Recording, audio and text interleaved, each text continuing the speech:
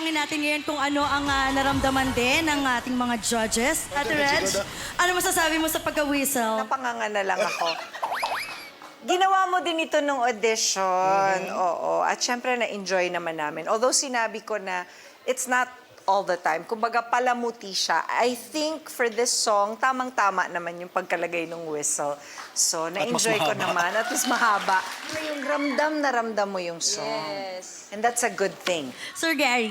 Tugma yung sinabi ni Ate Reg mo tungkol sa expression mo na naibigay mo sa kanta na to. Alam mo, minsan ginagamit sa medyo palabiro yung, uy, feel na feel yung ano Pero yan ang ginawa mo ngayon eh. And it really worked. Good job, JR.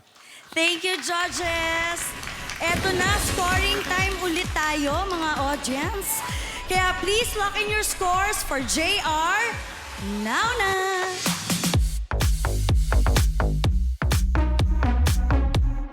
JR, pwede ka nang umupo muna ulit doon at mamaya ay magkikita tayo ulit.